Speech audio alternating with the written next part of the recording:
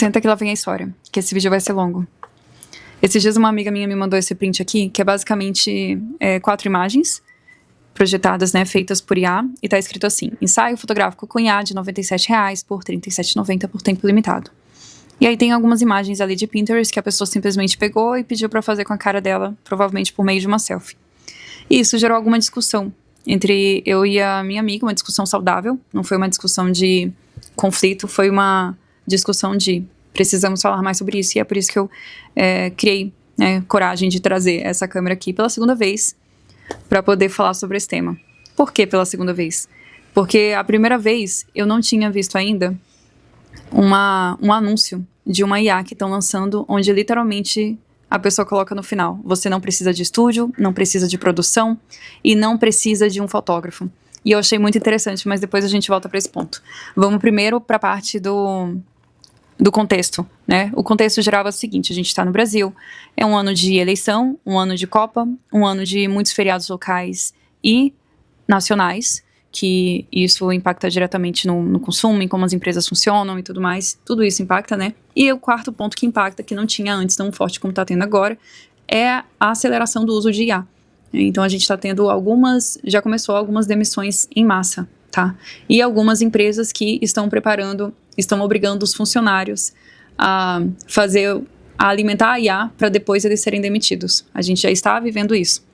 Não é informação que eu estou inventando, tá? Só está acontecendo. Primeiro eu vou falar aqui com os fotógrafos. Se você é fotógrafo, as áreas que não vão ser impactadas pelo mercado de IA são os retratos de família, fotografia de casamento, fotografia institucional, de evento, tudo que é documental, que é real, de fato, é insubstituível, tá? Então vocês não vão ter nenhum problema em relação a isso. Se você não faz e gosta, pode ir pra lá, porque é seguro. O que eu vejo que aconteceu? Muito fotógrafo sendo pego desprevenido, porque ele aprendeu apenas uma forma de fazer retrato, e ele não conseguiu alimentar o repertório dele antes disso. Eu falei até com essa amiga que eu dei muita sorte de hoje estar com o entendimento que eu estou, com o repertório que eu tô. Eu sei que eu não sou a melhor, tem gente muito melhor do que eu, tem gente, assim, tecnicamente, em profundidade, em desenvolvimento de ideias, em conceito, eu tenho noção disso. Mas, ao mesmo tempo, eu tenho noção que muitos fotógrafos não se prepararam para esse momento. Esse momento de quê? De que uma questão técnica não te define como especialista. Não te define como especialista. O que te define como especialista são várias informações técnicas que você consegue juntar e criar algo novo, e criar uma solução nova. Então não adianta e isso acontece direto, né? Eu conheço alguns fotógrafos que eles têm um conhecimento teórico de história da arte, de vários assuntos. Deixa eu ver se eu leio alguns aqui. De teologia, de administração, de várias coisas. Só que na hora de trazer essas informações e traduzir elas em imagem, eles não conseguem. E tem muitos fotógrafos que são muito bons esteticamente, mas eles não têm profundidade no vocabulário deles, porque realmente a linguagem deles é só visual. Isso também é um problema, porque você não consegue comunicar aquilo que representa o teu trabalho. E técnico por técnico, que é o que muitos, a maioria consegue enxergar, é replicável. Porque hoje em dia tem até isso. Alguém que pega a sua fotografia, coloca no prompt para criar uma fotografia igual, né? Só que sem passar por esse processo. Enfim. Então, tem muito fotógrafo que ele não passou por essa curva de aprendizado, de repertório, de aprofundamento do repertório dele, não passou pela curva de aprendizado do negócio dele como empresário, né? Queria ser artista para sempre. Dá para ser artista para sempre e empresário também, tá? Então, todo fotógrafo necessariamente tem que ser empresário, tem que oferecer além de fotografia, tem que oferecer álbum, quadro, experiência, planos, onde você atende a pessoa de forma contínua. E isso pensando na pessoa, não pensando só em você, né? Porque muito fotógrafo, eu já falei aqui, né? Se acha artista e toma aqui, minha foto custa R$100.000 e pague você. Só que não é assim que acontece, o mercado realmente ele pede mais, né? Tá um pouquinho estourado, eu tô vendo agora, mas tá tudo bem, vamos seguindo aqui. Então esse é o primeiro problema que eu vejo em relação aos fotógrafos, que eles não se prepararam. Sugestão? Ainda dá tempo. Ainda dá tempo, vai estudar, vai ler clássicos da literatura para você alimentar o seu imaginário com a forma de outras pessoas pensarem. Leia biografias, assista filmes a partir de nome de diretores. Pega todos os filmes do diretor do Scorsese, né? Do diretor Scorsese. Pega todos os filmes do Tarantino, pega todos os filmes do Wes Anderson. Vai pesquisando.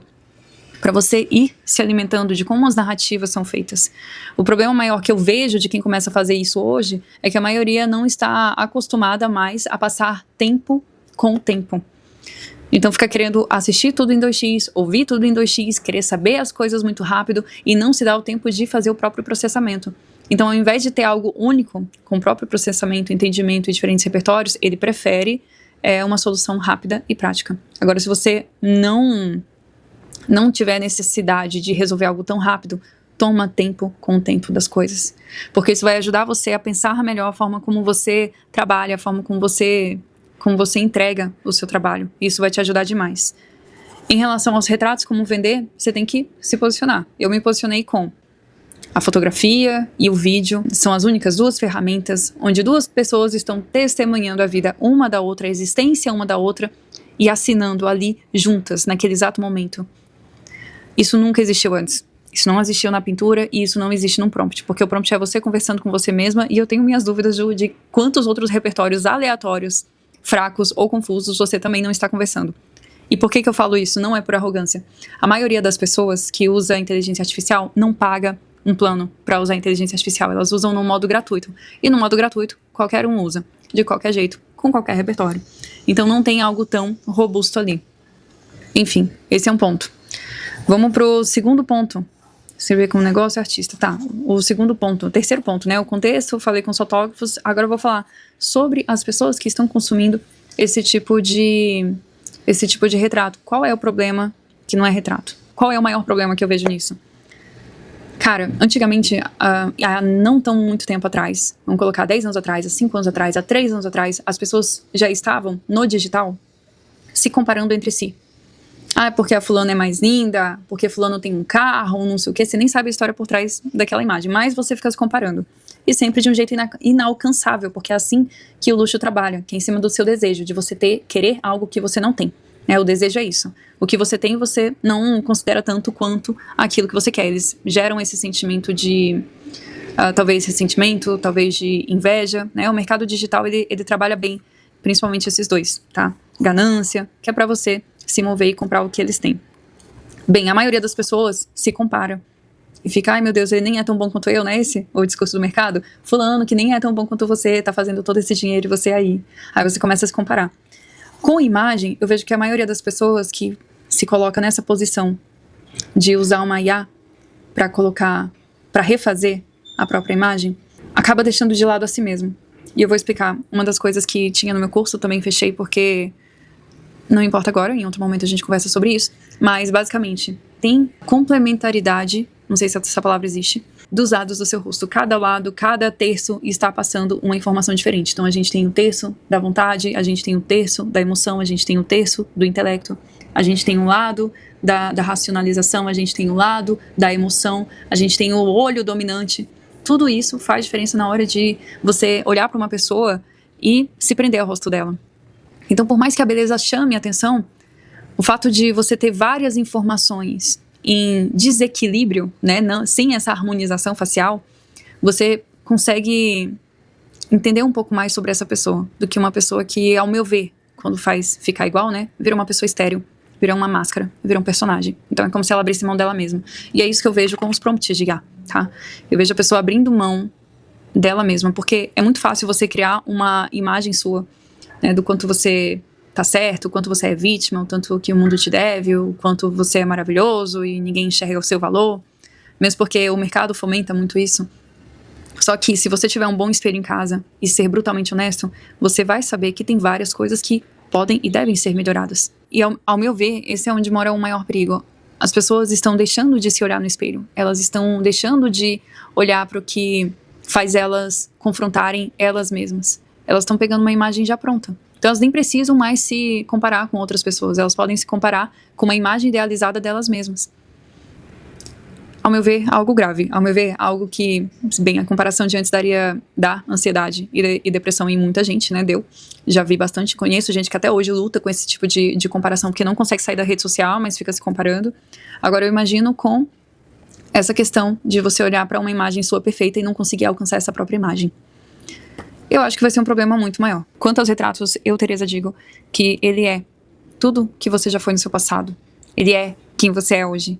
E ele vai mostrar um pouco, né, de todas as possibilidades daquilo que você pode se tornar. De tudo que você pode se tornar. Porque no fim das contas é o being and becoming, é o ser e o tornar-se. E a ideia é que você se torne a sua finalidade. E isso não dá pra ser delegado, porque é único demais. E o retrato é isso, é um respeito à sua história. E você precisa de alguém com escuta ativa e que consiga pegar essa imagem sua, captar com luz, com lente, com todas essas variações de tecnologia, para poder trazer tudo o que você é, o que você tem se tornado.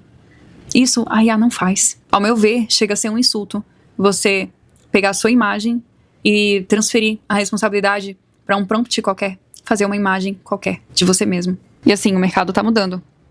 Mas uma coisa que não deveria mudar é a nossa imagem, a forma que a gente enxerga a nós mesmos. Porque isso provavelmente vai gerar um desgaste daquela pessoa que não soube lidar com o processo de autoconhecimento que só existe dentro de um processo de retratos.